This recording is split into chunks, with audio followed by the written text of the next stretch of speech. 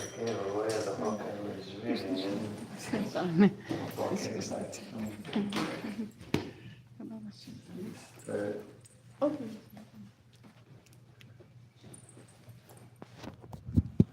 read this recently, but this will be real nice again.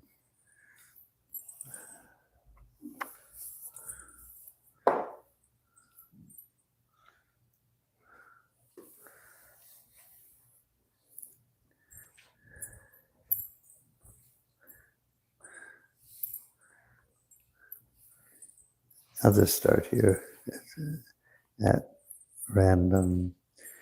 This is Miami, February 25th, 1975. The Miami temple was located on 2.5 acres in suburban Coconut Grove. On the property were several large banyan trees.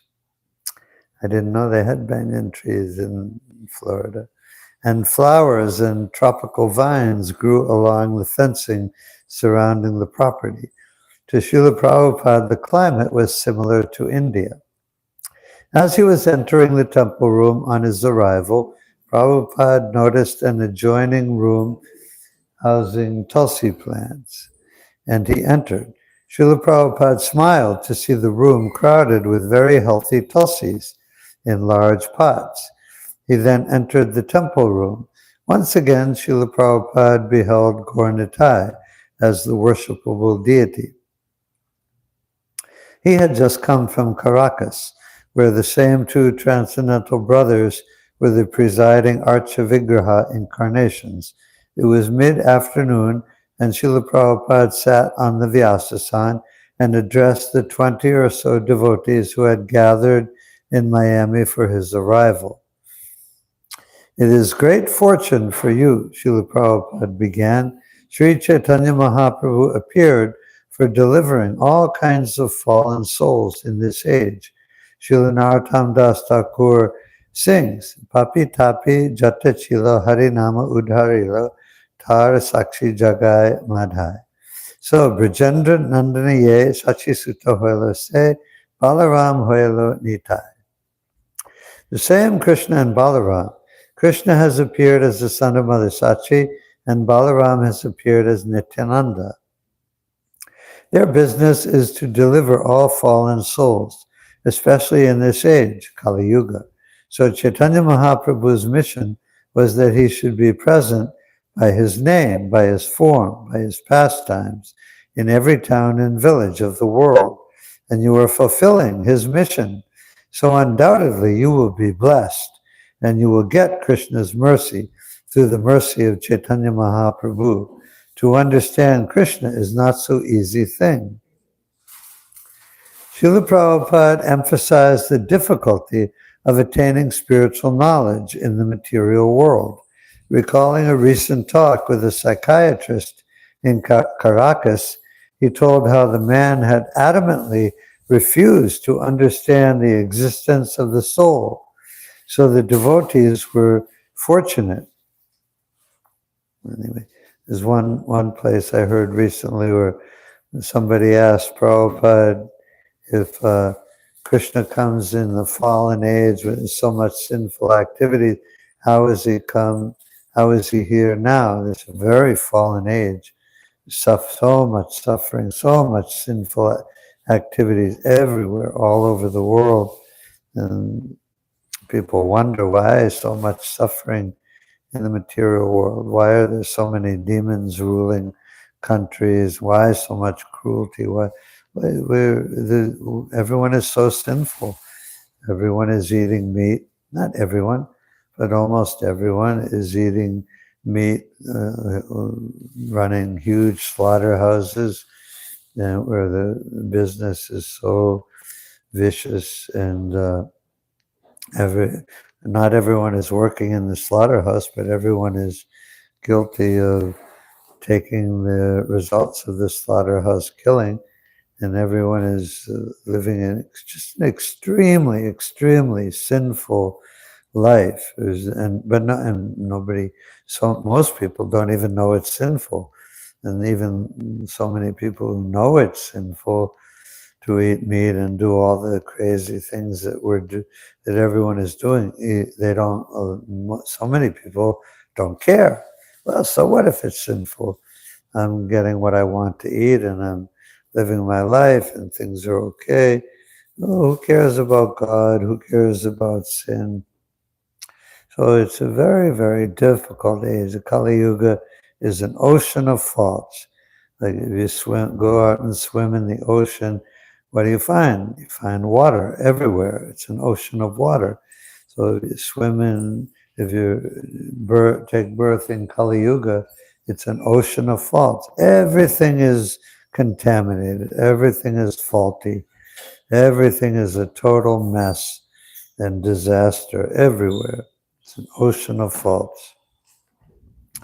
So that's why Lord talked about the specific value of the Kali Yuga, which makes actually the best stage, is that simply by chanting the holy names of the Lord, we can be free from all the suffering and go back home, back to Godhead. And somebody asked Prabhupada, how has Krishna come in this age? And Prabhupada said he's come in the form of the Hare Krishna movement. And it's like, well, that's not Krishna's form, but of course it's Krishna's form. The holy name of Krishna is Krishna. It is the form of the Lord. And the Krishna consciousness movement has become spread all over the world. In every town and village, the name of Krishna has been heard and is being heard today, tomorrow, yesterday, last year, 10 years from now.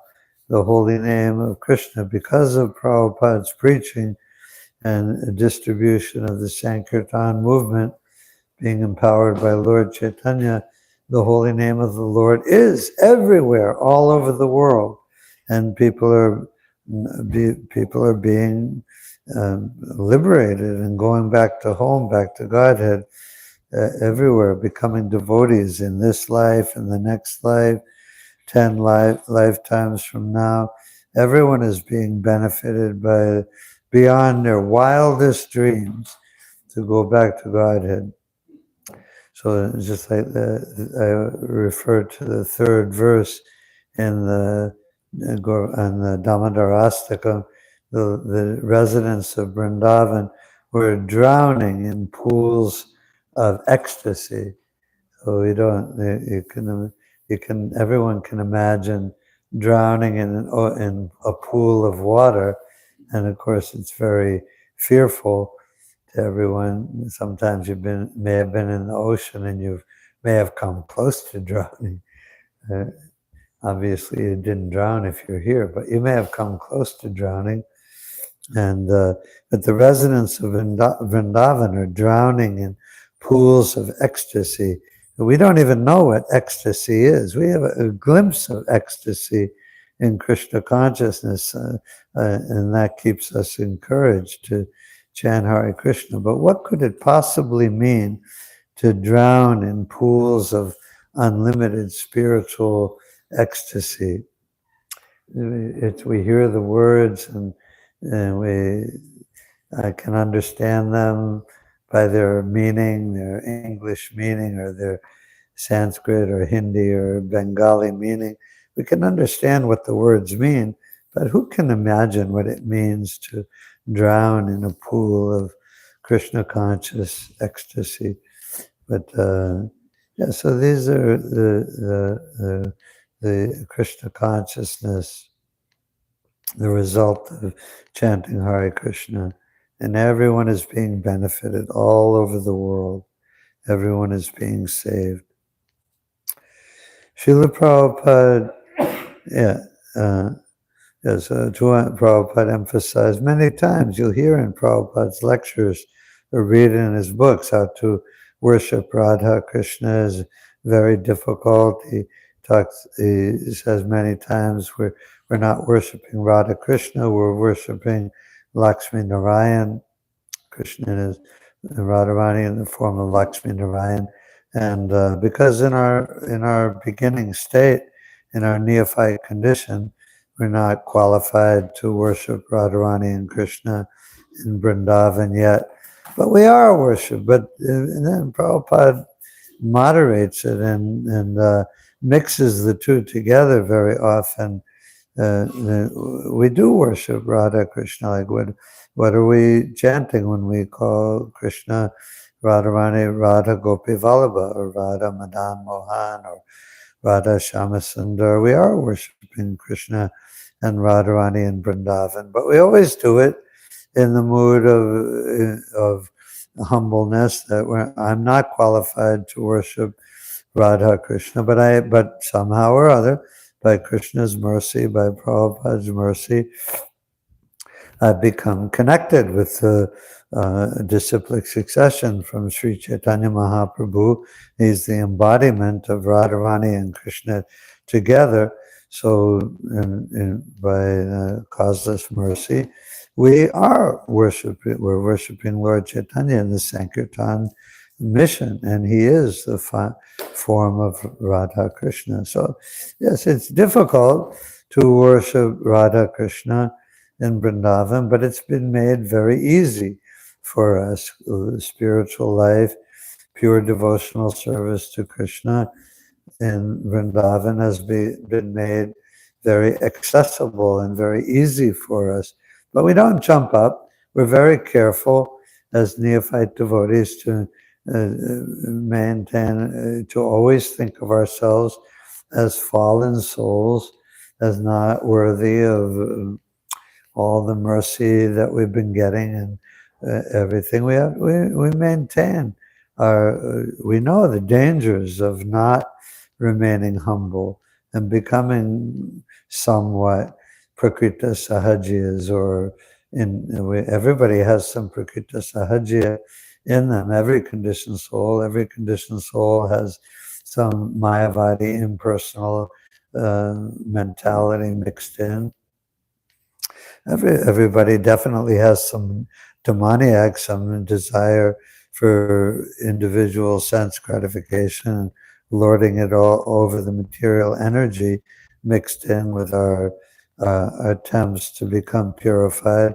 But all those things are becoming gradually nullified, almost to nil, by regular attendance in the class in Srimad Bhagavatam and rendering service to the pure devotees in disciplic succession. All that is troublesome to the heart is destroyed almost to nil, and eventually completely to nil, by the purification process of Krishna consciousness. So the Prabhupada was traveling from temple to temple, Caracas and now Miami, and then to Atlanta, where the deities were. That'll be the next section, where the deities on the altar are Gaurnatai deities. And he's emphasizing the mercy of Lord Chaitanya and Lord Nityananda on the fallen souls. Let's see. Sri Chaitanya Mahaprabhu, Prabhupada continued speaking slowly. Out of his great compassion for the fallen souls, he appeared. Krishna comes also, but Krishna is not so liberal. Krishna makes conditions that first of all you surrender, then I take charge of you. But Chaitanya Mahaprabhu is more compassionate than Krishna, although Krishna and Chaitanya Mahaprabhu are the same thing. By Chaitanya Mahaprabhu's mercy, we are so easily understanding Krishna. That Chaitanya Mahaprabhu is present here. You worship him. It is not very difficult. Jagyaya Sankirtana Prayer Ejanti Hi Sumedasa Krishna Varnam Trisha Krishnam Sango Pangastra Parshadam Jagyaya Sankirtana. You simply chant Hare Krishna mantra, and whatever you can offer Chaitanya Mahaprabhu is very kind. He does not take offense. Radha Krishna worship is a little difficult. We have to worship with great awe and veneration. But Chaitanya Mahaprabhu has voluntarily come to deliver the fallen souls. Srila Prabhupada continued explaining the mercy of Lord Chaitanya. Lord Chaitanya does not accept any offense from his worshippers, and he is pleased just by your dancing and chanting, the easiest process for God realization. So as far as possible, Prabhupada requested, if possible, 24 hours. If that is not possible, at least 4 times, 6 times, chant the Hare Krishna mantra before Chaitanya Mahaprabhu, and you will get success in your life. So I am very glad that you are worshiping Chaitanya Mahaprabhu, Nityananda Prabhu. So continue to do this. There is no need of installing Radha Krishna, at least at the present moment. When you become more advanced in spiritual consciousness, then you can establish. But even if you do not establish, it does not matter. Chaitanya Mahaprabhu is sufficient. Sri Krishna Chaitanya Radha Krishna Nahe Anya. Chaitanya Mahaprabhu is combination of Radha and Krishna. In one place you worship Radha and Krishna. So I see this place is very nice. And you are also very nice. Take advantage of this opportunity and go on chanting Hare Krishna mantra and worship Lord Chaitanya Mahaprabhu. He will bless you sufficiently to become successful in getting shelter at the lotus feet of Radha and Krishna. We see that I see this place is very nice.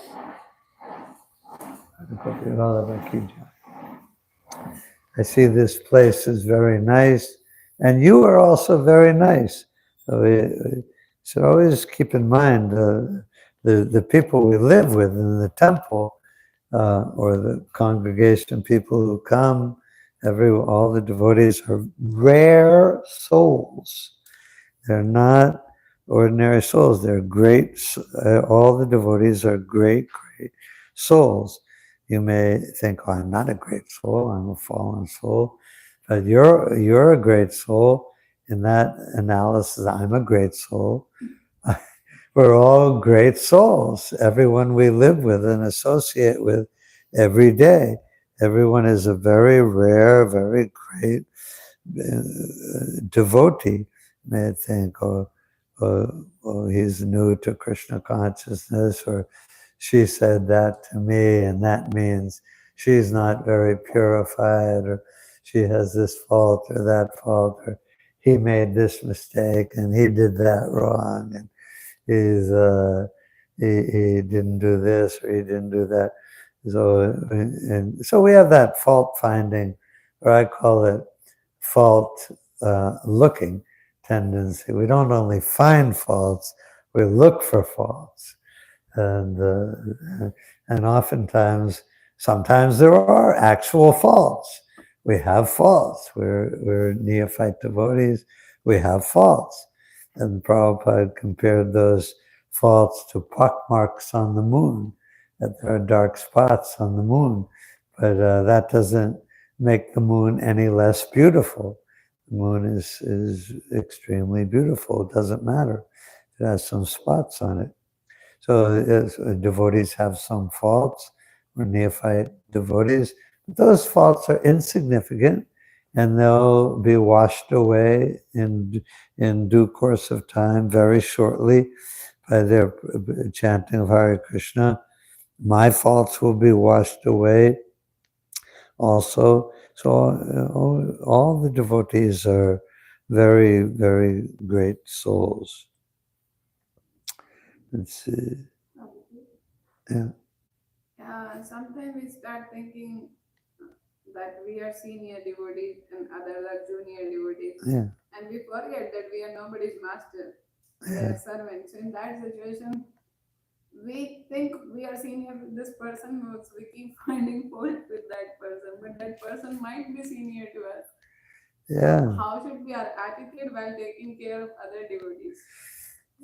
Yeah, you have to do that. It's your responsibility to take care of younger devotees, and taking care with respect and not crushing them. Yeah. You just think of Radharani. I pray to Radharani to increase whatever Radharani is kind and gentle and caring. So we're not some big person. We're very small. Even if somebody is a GBC or a temple president or head of this program or that program, we're all little tiny servants of Krishna, and we're if you have disciples, actual disciples, and you may have to chastise sometimes. Prabhupada said the duty of the spiritual master is to find faults in his disciples, and even if they're because everyone needs some correction, but but for in general, all of us, we're not the spiritual master of anyone. We may have some position of authority or guidance over young devotees, but we're their servants. So disciples offer obeisance to Bhakti Siddhanta Saraswati, and he would say, "Dasosmi, I am your servant." And Prabhupada said many times the spiritual master may chastise or find fault, but he does it or praise or speak in all kinds of ways, but he's acting as a servant of his disciples. So the spiritual master is the humble servant of his disciples. So how much more we have to see ourselves as servant of all the devotees, and your duty, your service to younger devotees is to encourage them and praise them and maybe chastise them sometimes, instruct them for sure. Everyone needs instruction. I know when I moved into the temple, I needed all kinds of instruction. Believe me, I got it from this temple president and that temple commander and this head cook and that head pujari and this senior devotee. Senior devotee was like 2 or 3 years in the temple. Yeah, and I needed instruction. I still need instruction, and I get it. That's with Satsvarup Maharaj a few days ago. He gave me some heavy instruction, and it was a little difficult to hear, but I had to hear it, and I had to be submissive to it. I didn't, so we're always humble servants. We always need instruction. So you have to instruct. But the main thing in guiding anyone is, like parents with their children, the main thing is encouragement and praise them for every little bit of progress that they make. If you tell a younger devotee, "Oh boy, you led that, you chanted your rounds really nicely today. That was such nice japa," and then they'll think, "Oh boy, my Mother Devahuti praised me for my japa. I have to try hard to do that every day, so she'll be pleased with me." And if you chastise, if you see somebody falling asleep for chanting japa, or wandering here and there and doing this and that during japa, if you say, "Oh, that you didn't," you may instruct them, but and you may say, "Oh, you were very inattentive in your japa." That can be effective too, and that may be needed also. But the much more effective way in getting someone to progress in whatever you're doing, playing the piano or jumping the high jump or studying your mechanical engineering or progressing in your eye surgery, the best instruction is praise and encouragement. Everybody will respond to that, and everybody will try harder to get more appreciation, especially from their superior devotee. So we just remember who we are. Who am I to think I'm some kind of great person. Don't, you look at yourself and say, don't be ridiculous. Yeah, you've been around for a while. You've learned a few things about Krishna consciousness, chanting Hare Krishna for a while. You've made some progress, certainly. If I said I didn't make any progress at all, if I'm not making progress, that would be like I'm denying the potency of the process of Krishna consciousness. I'm chanting Hare Krishna for a long time, and after 10 years, I'm like, oh, I'm so fallen. I haven't made any progress. That would be like saying to Krishna, well, you're not a purifying agent. You're not doing, I'm not making any progress. Obviously, that's ridiculous. It's insulting. It would be insulting to Krishna. What do you mean the process of chanting, you're not getting purified? Of course you're getting purified. You're chanting my holy names every day. You're serving me every day. Of course you're getting purified. So we're making progress, and because we make some progress, we can give some instruction to younger devotees. And sometimes a younger devotee might be more advanced than you, and you still instruct them and you help them along. It's not like they don't need any help. They might be more advanced. And I know there was this one devotee here who moved in the temple a couple of years after me, and so I thought, well, he's a new devotee, and I'm 2 years in the temple, so he's a young devotee, and he was a little unusual person, kind of a little unusual, but he was a very sincere and chanting morning program every day. He went out and he distributed books in the parking lot every day, just something that I couldn't keep up for very long. And he was, and then he joined, they put him in the flower business, and he was going out and helping in the flower business every day for a few years. And then he was a disciple of Satsvarup Maharaj. And after a few years, he heard that Satsvarup Maharaj was going to spend an extended period in Vrindavan. And so he wanted to be there for an extended period. And I forget what year it was, like sometime in the 80s, mid-80s, I think. And so he went to Vrindavan, get a long-term visa, and Satsvarup Maharaj came there. But he didn't stay very long.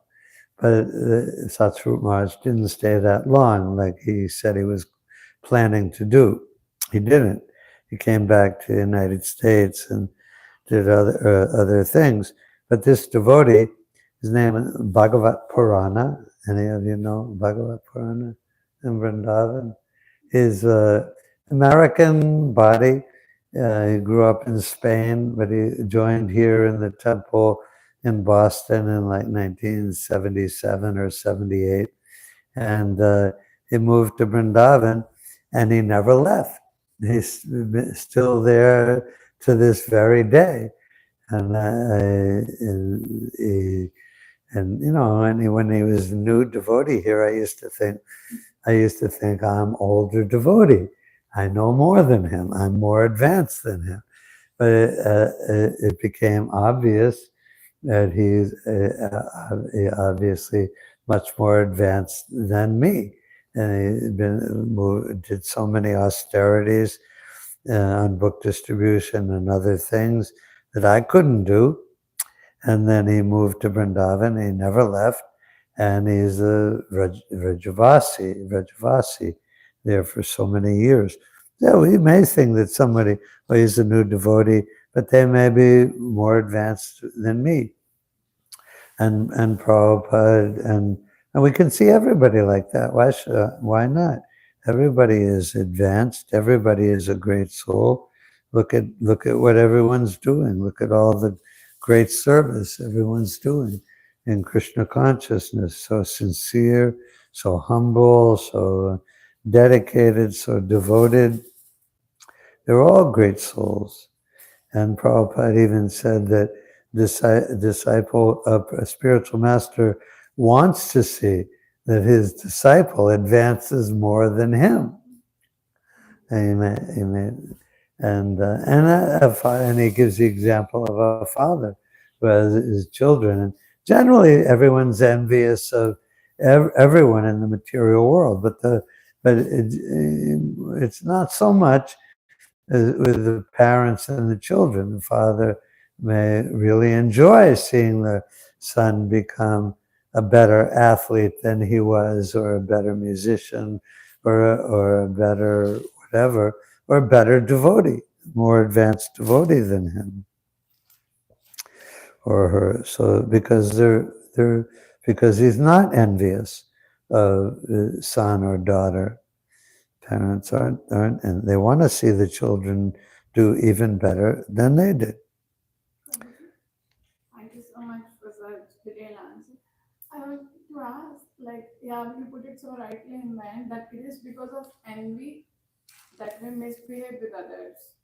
And like, as we are seeing in your life and life of many of Srila Prabhupada disciples, real advancement makes us humble. Yeah. It makes us feel that we are not qualified. Yeah. And pseudo advancement, so you said, and for Prabhupada also, Radharani also is kind and gentle soul. So Prabhupada there is that song. So the real advanced person is kind and gentle soul, but pseudo advancement makes us puffed up and our dealings very harsh. So how to protect ourselves from the being prey that like falling prey to that pseudo advancement, because in that pseudo advancement we are thinking we are caring for others, but actually because of envy we are crushing others, because you said that the parents always wants that my kid should do better than me. So that's the original spirit of Radharani. She wants that everyone should serve better than me. Everyone is better than me. This is what she says. So how to imbibe this real mood and how not to forget that when we are dealing with others, Prabhupada is watching, Super Soul is watching, Guru Krishna is watching. This is so dangerous. How we are not scared.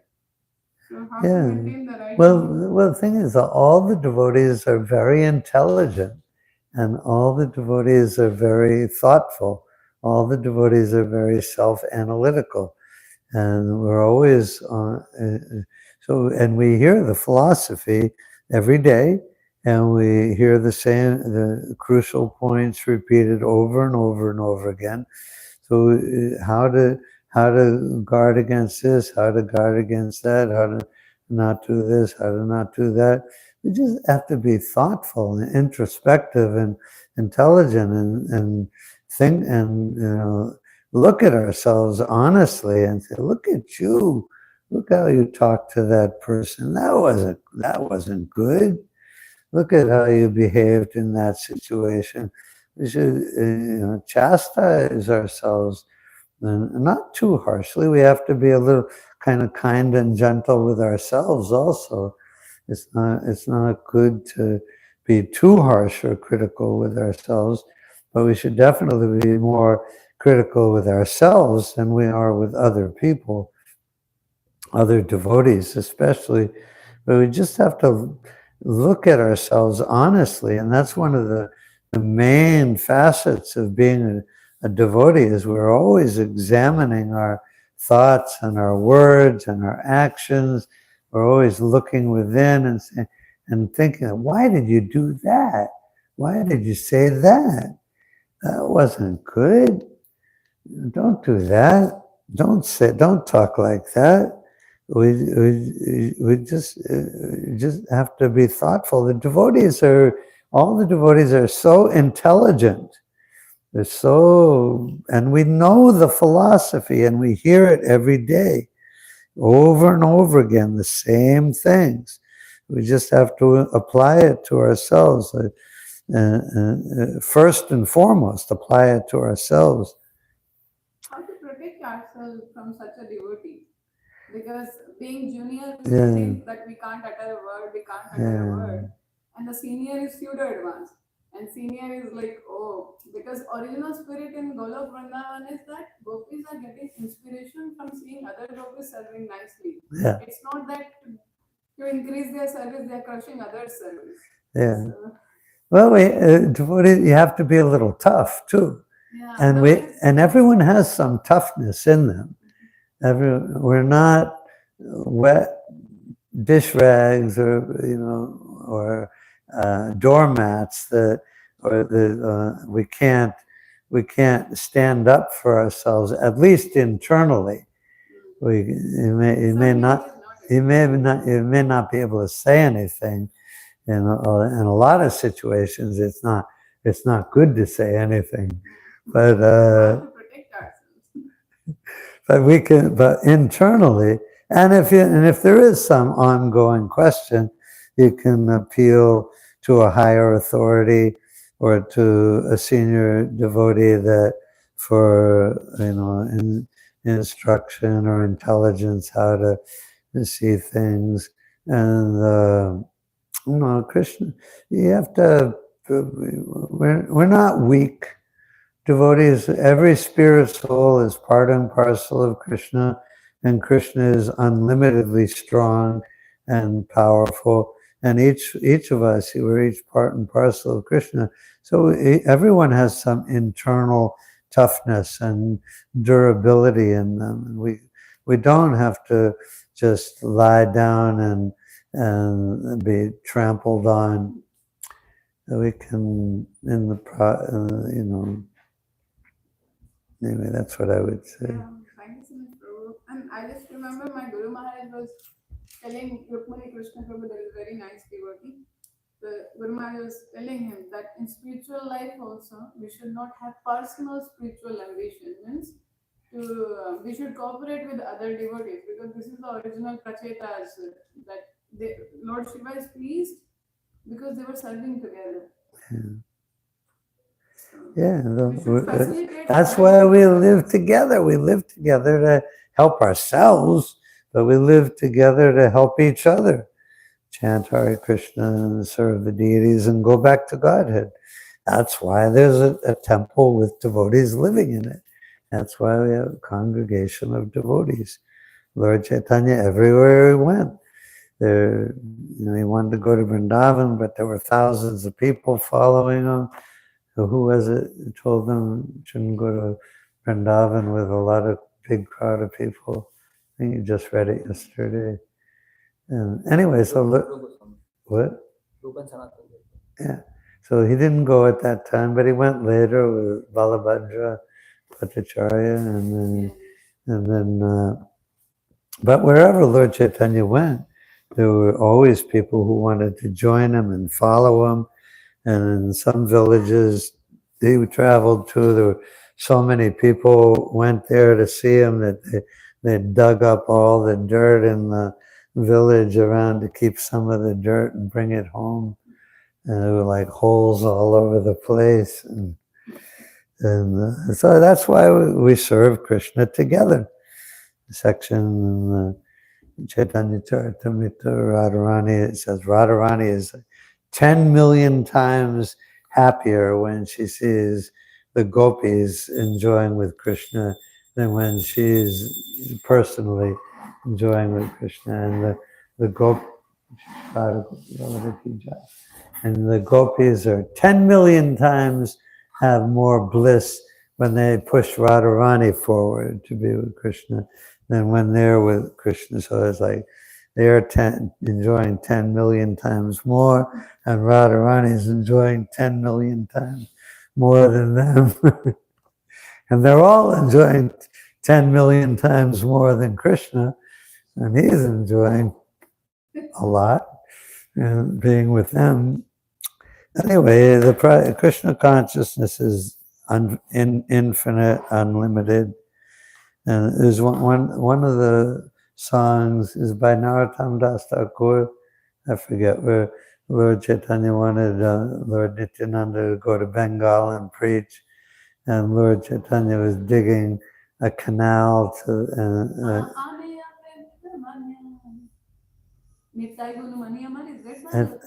I think so. Yeah. He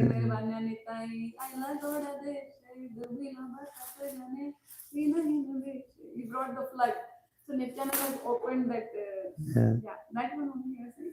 Yeah, and in Prabhupada's spoken purport to that afterwards, he said, all the devotees were drowning in the ocean of love of God. And he said, those who were not devotees, they could not drown, but they were floating.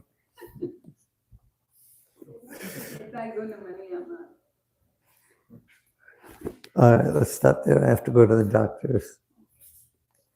One more quick thing. You want to read the one? I have Because to. of me, What are the previous question I could not properly understand? This we should not allow ourselves to be temple. What was the question? Not allow ourselves to be what? You're saying that start doesn't mean that we just allow ourselves to be temple. What's the question? What's the perspective? I couldn't get. Yeah, I mean, if you have an authority or a senior devotee who is actually criticizing or chastising or being too authoritative unjustly, and that happens too. Sometimes, most of my experience, all my authorities have been very great souls, and I've never been treated improperly, but it happens. And so, you have to be a little tough, and you have to appeal to higher authority or talk to another devotee that you can take advice from. And you don't have to just lie down and be trampled and think, oh, and then that means I'm nothing. I'm hopeless. There's no hope for me because I'm so bad. You can. Devotees are strong, and sometimes you have to stand up for yourself in the right way at the right time with the right people, and you can speak up, you can say something, you can appeal to higher authority. Okay, I gotta get going. I gotta get to the doctors. All glories to Srila Prabhupada. all glories to Srila Prabhupada. Vishnu Krishna Prasthava Jaya.